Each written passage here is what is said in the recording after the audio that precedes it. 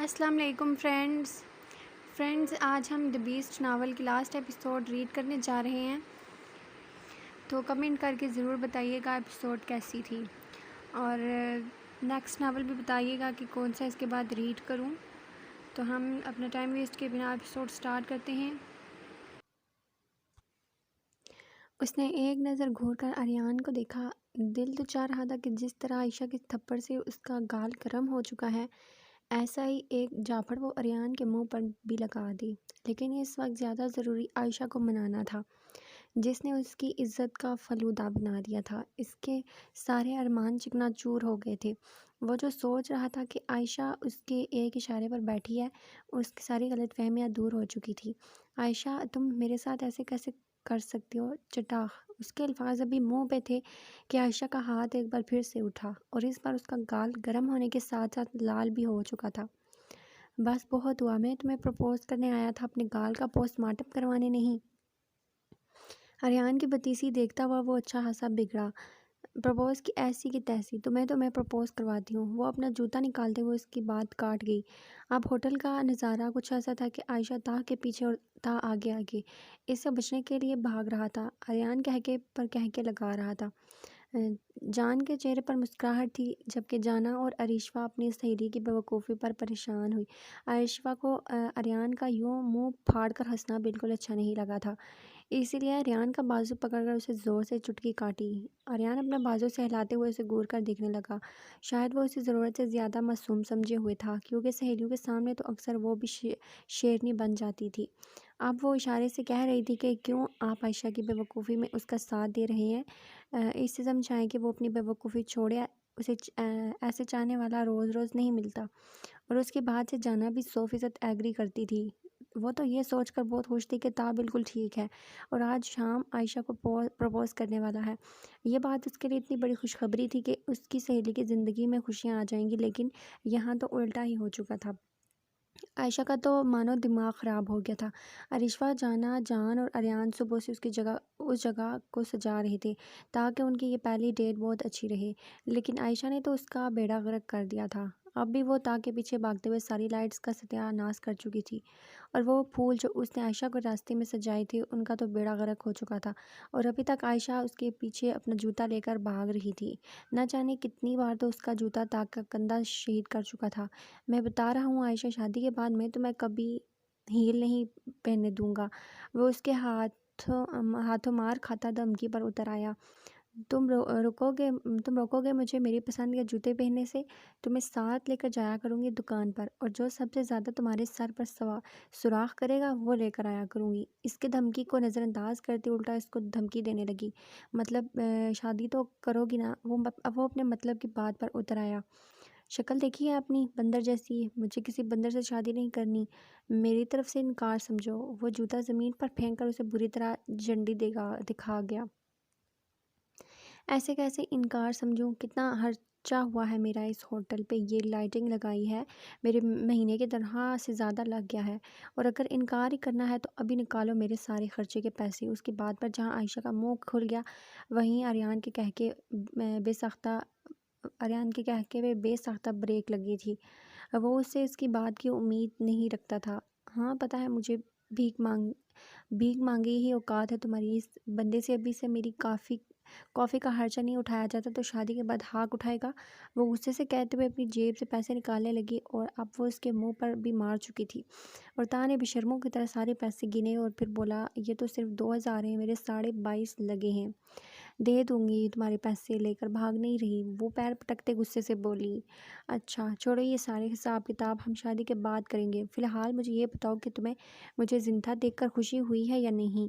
آریان اور جان کی سخت گھوری نے اسے بات بدلنے پر مجبور کر دیا۔ ہاں بہت خوشی ہوئی، اتنی خوشی ہوئی کہ اب دل کر رہا ہے کہ تمہیں اپنے ہاتھوں سے قتل کر دوں، عائشہ غصے سے بولی۔ ہاں وہ سب کچھ تم لوگ شادی کے بعد دیکھ لینا، فی الحال ہمیں بتاؤ کہ ہم لوگ رشتہ لے کر کب آئیں؟ جان نے ان دونوں کے درمیان آ کر ان کے مکالمے کو ختم کیا، اور ہمیشہ کی طرح اس کا انداز اتنا سخت تھا کہ عائشہ 2 قدم پیچھے ہٹ گئی۔ عائشہ اب جانتی تھی کہ وہ ایک سیکرٹ ایجنٹ ہے اور جو بھی کر رہا تھا اپنے وطن کے لیے کر رہا تھا، لیکن جو پہلی دفعہ ڈر اس کے سینے میں بیٹھا تھا وہ آج بھی وہیں موجود تھا۔ وہ ایک دوسرے کے سامنے نارمل رہتے تھے، لیکن اس کے باوجود بھی عائشہ اس سے ڈرتی ہے جان جانتا تھا، اور عائشہ بہت چاہنے کے باوجود بھی اس ڈر کو کم نہیں کر پائی تھی۔ اس کا وہ پہلا رعب اب بھی موجود تھا، اور کو یقین تھا کہ وہ جان سے اتنا ڈرتی ہے کہ اس کے سامنے وہ کچھ نہیں بولے گی، ہاں لیکن بعد میں اس کی بینڈ ضرور بجائے گی۔ میرے خیال میں ہمیں کل ہی چلنا چاہیے کیونکہ آج شام میں چاچو یہاں پہنچ جائیں گے، آریان نے کہا۔ گریٹ، تو پھر ہم سب کل ملتے ہیں عائشہ کے گھر پر۔ وہ مسکرا کر عائشہ کے سر پہ ہاتھ رکھتے ہوئے بولا۔ جانا اور ارشفا مسکرا کر اسے مبارکباد دینے لگی، جبکہ وہ کو گھورتے ہوئے ان کی مبارکباد کو موصول کر گئی۔ سب کچھ اتنا جلدی اتنا آسانی سے ہو جائے گا اور عائشہ دونوں نے نہیں سوچا تھا۔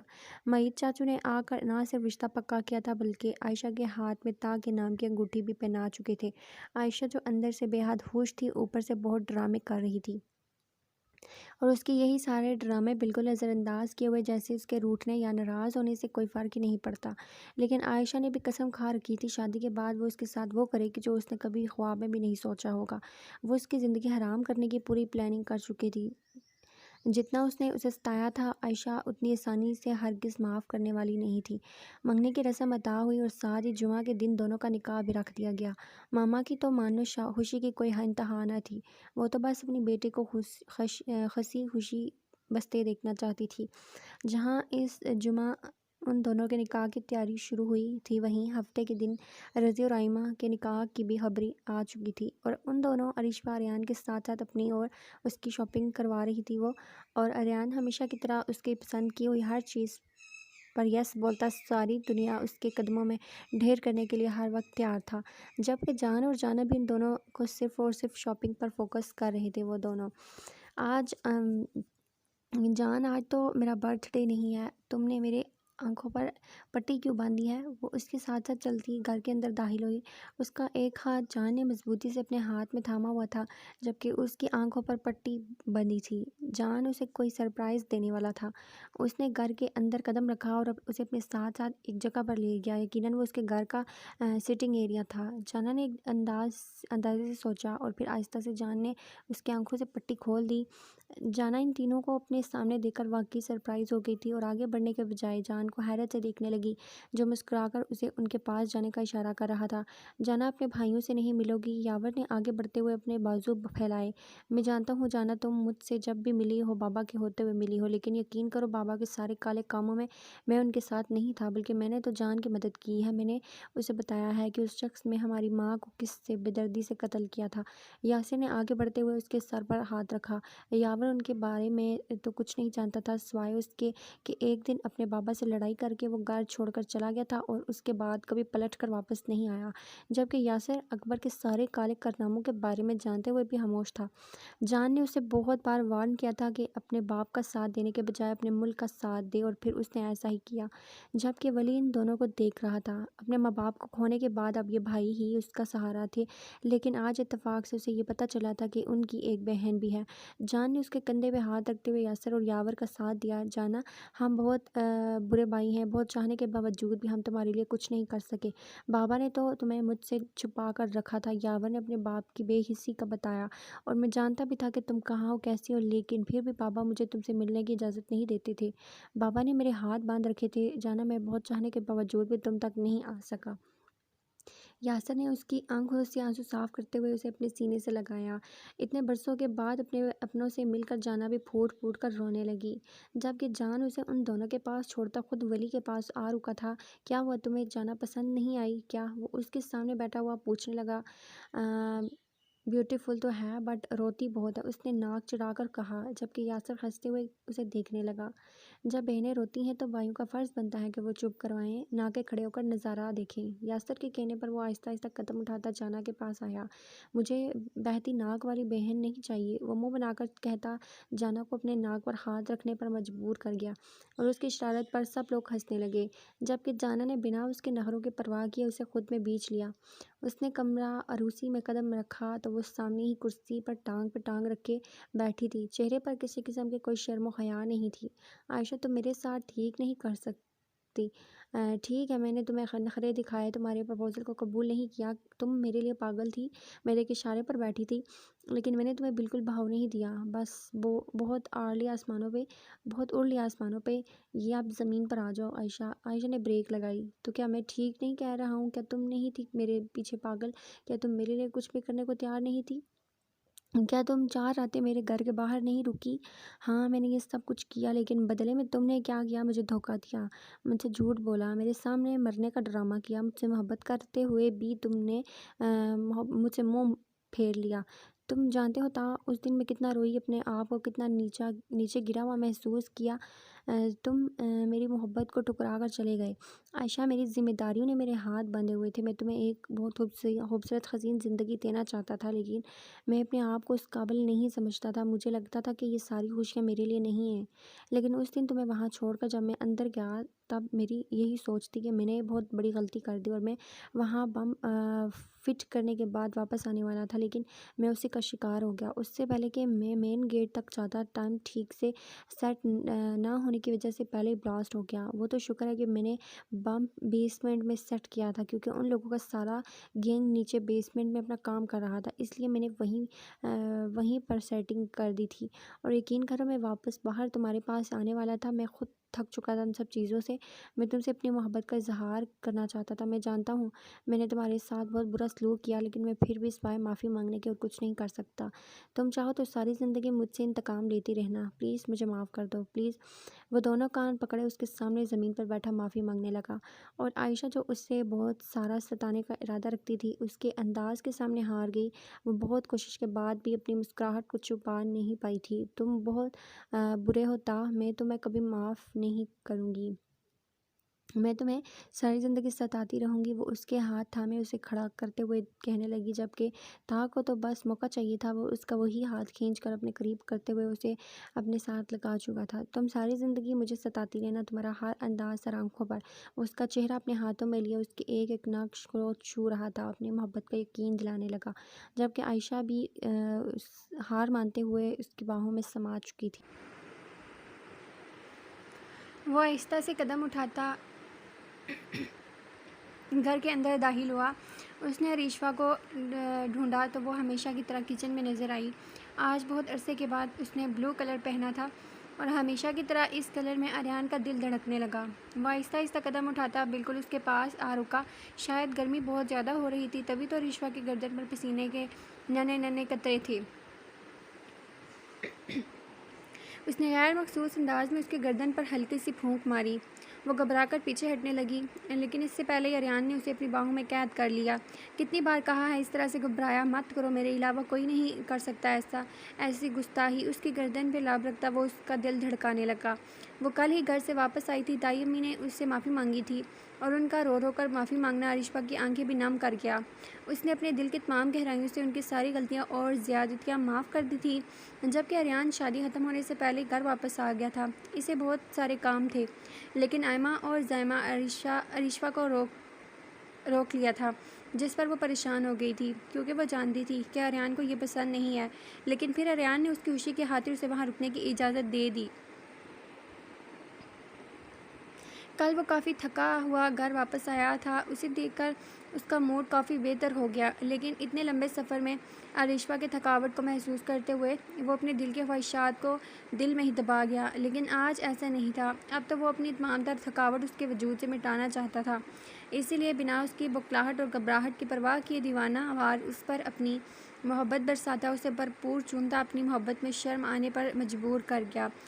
جان کر داخل ہوا تو ماہی اس سے کہیں نظر نہیں آئی، اور ہر روز کی طرح وہ اب بھی زور زور سے آوازیں دیتا اسے پورے گھر کے کونے کونے میں ڈھونڈنے لگا۔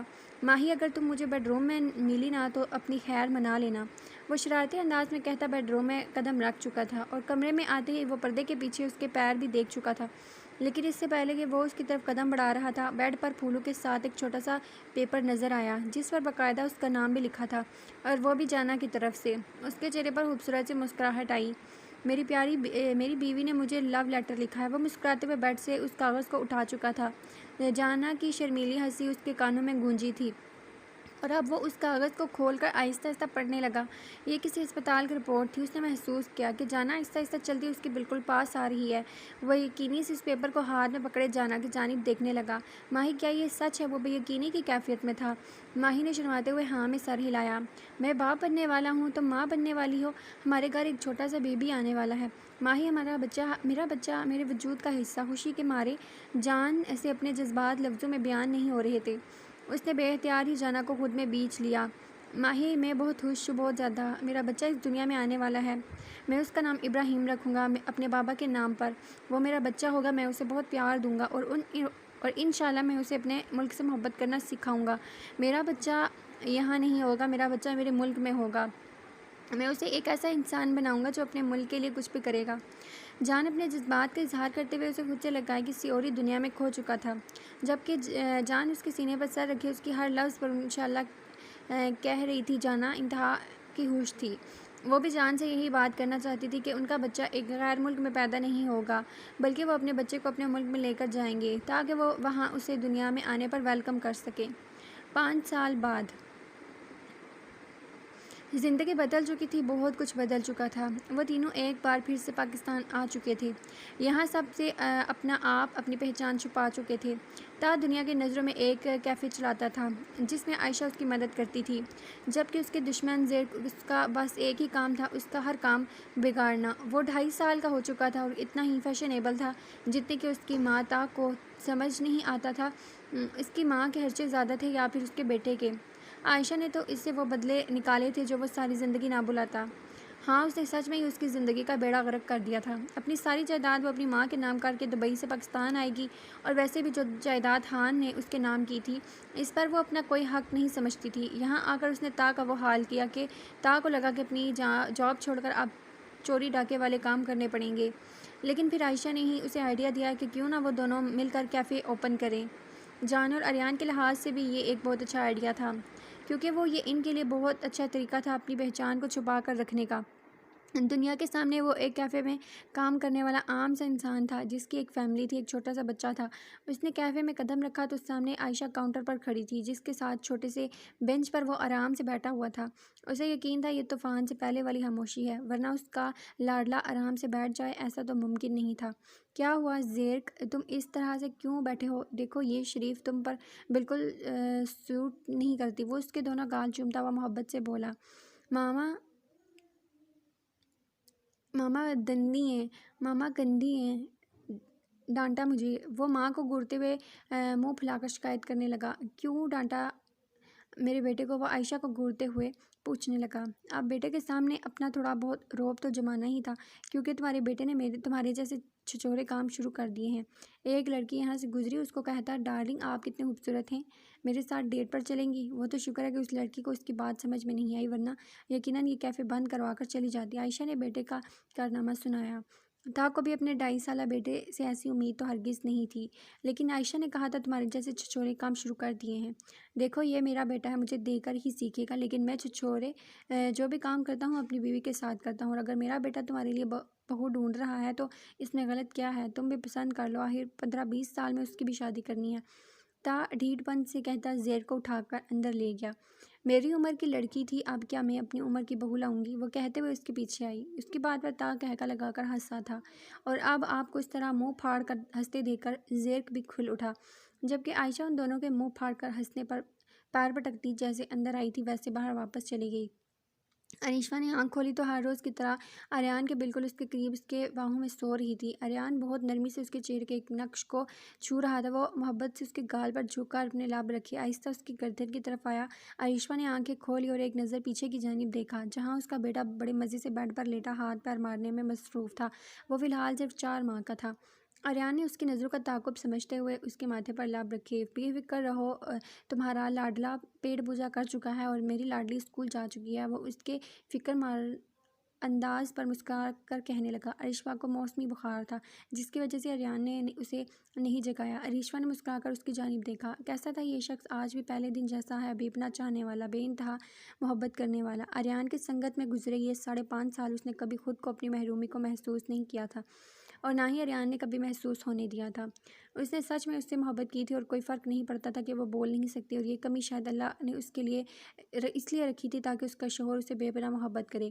اگر وہ ٹھیک ہوتی تو شاید تب بھی اریان اسے اتنا ہی پیار کرتا، یا پھر اس سے تھوڑا کم، یا پھر شاید زیادہ۔ اریان کی محبت سمندر جیسی تھی، جیسے ماپنا ایک بہت مشکل کام تھا۔ مرش اور ضرب نے ان کی زندگی حسین بنا دی تھی، اور وہ ایک دوسرے کے ساتھ مکمل ہو چکے تھے۔ عریشہ کب سے اسے دیکھ رہی تھی، جو اس کے سامنے بیٹھی چپس کھا رہی تھی، جبکہ وہ جانا سے آئس کریم پر لے جانے کی ضد کر رہی تھی۔ وہ آہستہ آہستہ چھوٹے چھوٹے قدم اٹھاتی اس کے پاس آئی اور ایک پرزوردار تھپڑ رکھ کر اس کے منہ پر لگایا۔ عریشہ جو بڑے مزے سے بیٹھی چپس کھا رہی تھی، اسے تھپڑ پر منہ پھاڑ کر رونے لگی۔ جانا بکھلا کر اس کے رونے پر باہر کی طرف بھاگ گئی۔ عریشہ میری جان کیا ہو گیا، کیوں رو رہی ہو، کیا ہوا ہے اسے؟ وہ بے چینی سے اپنے 3.5 سالہ بیٹی کو دیکھتے ہوئے اس سے پوچھنے لگی۔ ماما اس سے نہ پوچھے، میں آپ کو بتاتا ہوں، اس نے میرے سامنے ابھی عریشہ کو تھپڑ مارا ہے۔ بڑے بھائی ہونے کے فرض نبھاتے ہوئے فوراً اسے شکایت کر دی۔ مزیشا بہت شرارتی ہوتی جا رہی ہو تم، اب تم میرے ہاتھوں مار کھاؤ گی۔ کیوں مارا بہن کو، کیوں کرتی ہو گندے بچوں جیسی حرکتیں؟ وہ اس کو ڈانٹتے ہوئے کہنے لگی، جس پر وہ سرخ سرخ پھولے ہوئے گال مزید پھلا اس سے روٹھ کر بیٹھ گئی۔ اس کے اس طرح سے باہر بیٹھنے کا بس ایک ہی مطلب تھا کہ وہ اب اپنے باپ کے آنے کا انتظار کر رہی تھی، اور جان کے آتے ہی اس نے وہ ولولہ مچایا کہ جانا بکھلا کر رہ گئی۔ عریشہ اور مزیشا دونوں جڑواں تھی، جبکہ ناد کو وہ دونوں اپنی محبت کی نشانی کہا کرتے تھے۔ مزیشا غصے کی تیز اور کچھ سخت مزاج تھی، جبکہ عریشہ بہت سویٹ نرم مزاج پیاری سی بچی تھی، لیکن وہ دونوں ایک دوسرے کو کچھ خاص پسند نہیں کرتی تھی، جس کی وجہ سے ابھی سے ہی ان دونوں میں کافی زیادہ لڑائیاں شروع ہو گئی تھی۔ لیکن ایسے میں ناد بڑے بھائی ہونے کا فرض انجام دیتا، ان دونوں کو اچھی خاصی کوٹ لگاتا، اور جانا کا تو وہ اتنا لاڈلا تھا کہ جانا کو اس سے اونچی آواز میں بات کرنے کی بھی اجازت نہ تھی، اور ایسے میں وہ اپنی بیٹیوں کا ساتھ نبھاتا، وہ بھی ان پر کسی کو غصہ نہیں کرنے دیتا تھا۔ لیکن ناد کے ساتھ اس کی محبت بے پناہ تھی۔ ان کی تینوں اولادوں عریشہ بہت شرارتی اور شیطان قسم کی بچی تھی، لیکن سچ تھا کہ وہ ان کے گھر کی رونق تھی، اور اب ان کی اس رونق نے جان کے گھر آتے ہی ایسی رونق لگائی تھی کہ کوئی حد نہیں، جس کے نتیجے میں جانا کو ہار مان کر اسے اسپیشل آئس کریم پر لے جانا پڑا، اور پھر جا کر کہیں جنابہ کا موڈ آن ہوا تھا، جبکہ جان نے اسے ایک دن پہلے ہی وعدہ کیا تھا کہ وہ سنڈے کو اس سے آئس کریم پر لے کر چلے گا، جو کہ وہ بھول گیا۔ تو یہ عریشہ کا ایک طریقہ تھا اپنے بابا کو اپنے کیے ہوئے وعدے یاد کروانے کا۔ تو فرینڈز، یہ ناول بھی اختتام پر پہنچا۔ اب نیکسٹ ناول سٹارٹ کریں گے کل سے۔